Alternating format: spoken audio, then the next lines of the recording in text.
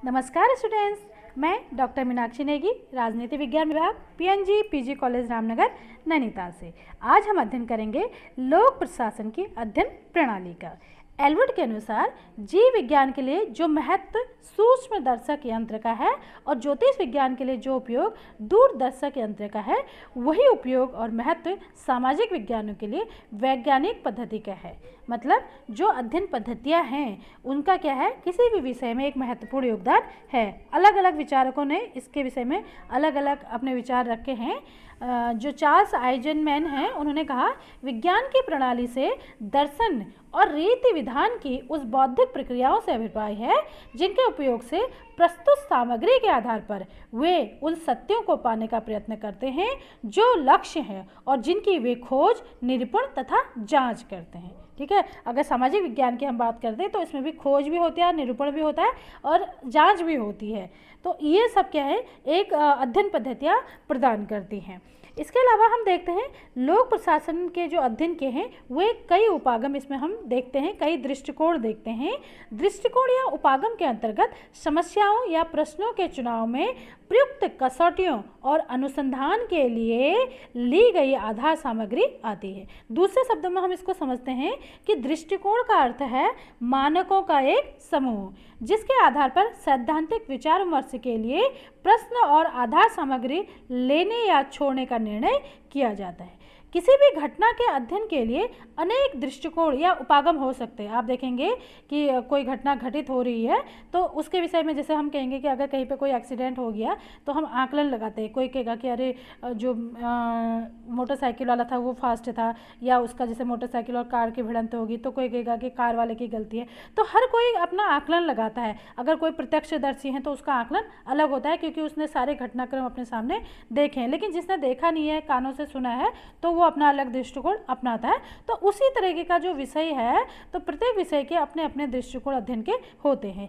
किसी दृष्टिकोण की सर्वग्राह्यता सब तथ्यों को अपने ही परिप्रेक्ष्य में देखती है और जिस घटना के बारे में यह विचार करती है वह घटना की व्याख्या भी उसी दृष्टिकोण से करती है। मतलब अगर आप कहेंगे, जैसे आप देखेंगे कि दो मित्रों के बीच में लड़ाई हो चुकी है और किसी तीसरे को आपने क्या करना है, अगर घर में डांट पड़े आपको, तो आप अपने माता पिता के सामने अपनी अच्छाइयों को बताएंगे कि नहीं मेरी गलती नहीं थी, मैंने ये किया।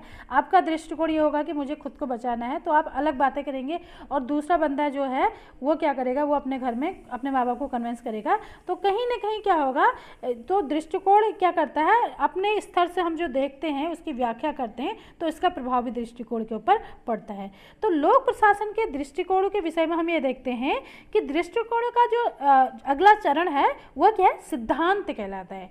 जब दृष्टिकोण का कार्य विचाराधीन विषय के बारे में समस्याओं और आधार सामग्री के चुनाव से आगे निकल जाता है, तब दृष्टिकोण सिद्धांत का रूप ले लेता है। सिद्धांत वे प्रस्थापनाएं हैं जिनसे किसी वस्तु की व्याख्या करने का प्रयत्न किया जाता है। सिद्धांत का मुख्य कार्य क्या है, व्याख्या करना, एक्सप्लेन करना किसी चीज़ को। लोक प्रशासन के बारे में जो मुख्य दृष्टिकोण है वो क्या है, 3 है। पहला क्या है, परंपरागत या संगठनात्मक दृष्टिकोण, दूसरा है व्यवहारवादी दृष्टिकोण और तीसरा क्या है, व्यवस्था दृष्टिकोण। तो सबसे पहले हम अध्ययन करते हैं कि परंपरावादी जो दृष्टिकोण है वो क्या कहता है। तो परंपरावादी दृष्टिकोण को संगठनात्मक दृष्टिकोण भी कहा जाता है, इसे ट्रेडिशनल अप्रोच भी कहा जाता है। परंपरावादी दृष्टिकोण को संगठनात्मक, वैधानिक, औपचारिक, ऐतिहासिक, विशुद्ध, विचारात्मक तथा वर्णनात्मक दृष्टिकोणों के नाम से भी जाना जाता है। इस दृष्टिकोण के जो प्रमुख समर्थक हैं वो वाइट, विलोबी और एंडरसन हैं। परंपरावादियों की दृष्टि में ये मानते हैं कि लोक प्रशासन की मूल समस्याएं संगठन के कानूनी ढांचे से जन्म लेती हैं, जो संगठन के अंतर संबंधों को औपचारिकता से प्रस्तुत कर उनकी समस्याओं के ऐतिहासिक परिप्रेक्ष्य में प्रस्तुत करती है। इस दृष्टिकोण के लेखक संगठन के सिद्धांत, संगठनों की विविधताएं एवं संगठन को क्या चाहिए आदि प्रश्नों को आधार बनाकर चलते हैं। तो सबसे पहले हम इसमें देखते हैं कि कानूनों की बात इसमें कही जाती है और नियमों की बात इसमें कही जाती है। इस विचारधारा के लेखकों ने प्रत्यायोजन, पर्यवेक्षण, नियंत्रण का क्षेत्र, नौकरशाही, आदि के सिद्धांतों को इस तरीके से देखा ये संरचना या ढांचे के प्रश्न हों। लूथर गुलिक की अगर बात करें, उर्विक, फेनरी फ्योल, मूने आदि लेखकों ने अपने संगठनों के ग्राफ व मानचित्र प्रस्तुत किए, परंतु इस दृष्टिकोण की पर्याप्त आलोचना भी हुई है। पहला तो इस आधार पर हुई है कि यह लोक प्रशासन के क्षेत्र को इतना संकीर्ण बनाता है कि उसे पृथक से अध्ययन शास्त्र कहना कठिन हो जाता है। दूसरा, वर्णन पर केंद्रित ये अध्ययन इतने सतही है कि इनमें विवेचना और विश्लेषण का अभाव अवश्य ही खटकता है। जो परंपरावादी या संगठनात्मक दृष्टिकोण है उसके अनुसार हम देखते हैं कि जो लोक प्रशासन है या जो हमारा विषय है वो क्या है, 6 भागों में बांटा गया है। ऐतिहासिक पद्धति समाजशास्त्रों के अध्ययन की एक बड़ी ही परंपरागत विधि है। इसमें अध्ययन के क्षेत्र विशेष की संस्थाओं के ऐतिहासिक विकास का अध्ययन किया जाता है। पोलक के अनुसार ऐतिहासिक प्रणाली संस्थाएं क्या हैं और क्या रूप ले रही हैं जैसे प्रश्नों की व्याख्या इस दृष्टि से करती है कि वे क्या थी और जैसे भी वे बन गई कैसे बनी। वस्तुतः इस प्रणाली में हमें न केवल भूतकाल की व्याख्या प्राप्त होती है, अभी तो हमें भविष्य के विवेचन के लिए कुछ बुनियादी सिद्धांत प्राप्त हो सकते हैं। दूसरा जो कानूनी पद्धति है, लीगल मेथड जो है, लोक प्रशासन के अध्ययन के संबंध में कानूनी पद्धति का प्रयोग जर्मनी, बेल्जियम, फ्रांस आदि देशों में हुआ। वुड्रो विल्सन के अनुसार लोक प्रशासन विधि का ही क्रमबद्ध अध्ययन है। इन देशों में कानून के 2 भाग हैं, संवैधानिक कानून तथा प्रशासनिक कानून। संवैधानिक कानून का ध्येय मौलिक रूप से सरकार के तीनों अंगों का पृथक पृथक रूप से वर्णन करना तथा उनके संबंधों की व्याख्या करना है। इसके विपरीत प्रशासनिक कानून में राज्य, जिले, स्थानीय शासन की संस्थाओं, सार्वजनिक निगमों, सत्ता तथा दायित्व आदि का वर्णन किया जाता है।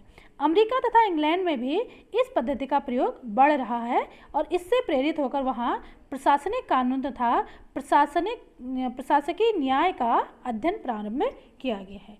तीसरा है विषय वस्तु पद्धति, सब्जेक्ट मैटर मेथड। यह पद्धति लोक प्रशासन की किन्हीं सामान्य तकनीकों का अध्ययन करने के बजाय उसकी विशेष सेवाओं अथवा उनके कार्यक्रमों के व्यक्ति सह अध्ययन पर बल देती है। उदाहरण के लिए शिक्षा, पुलिस, राजस्व का निर्धारण आदि। अगला हम देखते हैं वैज्ञानिक प्रबंध, साइंटिफिक मैनेजमेंट। विगत बहुत से वर्षों से अमेरिका में लोक प्रशासन के संबंध में वैज्ञानिक प्रबंध दृष्टिकोण प्रमुख रूप से अपनाया जा रहा है। लोक प्रशासन के संबंध में वैज्ञानिक प्रबंध पद्धति के प्रयोग के अर्थ है कि हम किस सीमा तक पर्यवेक्षण, प्रयोग, विश्लेषण को अपनाकर कुछ सामान्य सिद्धांतों का निरूपण कर सकते हैं। अगला है जीवन वृत्तात्मक पद्धति। प्रशासन के ऐतिहासिक दृष्टिकोण से यह मिलता जुलता है और जीवन वृत्तात्मक दृष्टिकोण का अर्थ है जो प्रसिद्ध है या वरिष्ठ प्रशासकों के अनुभवों तथा उनके कार्यों के अभिलेखों के अध्ययन की प्रणाली। ये बायोग्राफिकल मेथड जो है उसमें क्या होता है, जैसे अभी में देखते हैं कि हाल के वर्षों में बनर्जी की अंडर 2 मास्टर्स और कॉल की द अनटोल्ड स्टोरी और बहुत सारे ऐसे बायोग्राफी वगैरह लिखी जाती है। तो इससे क्या है जो अनुभव है वो साझा किए जाते हैं।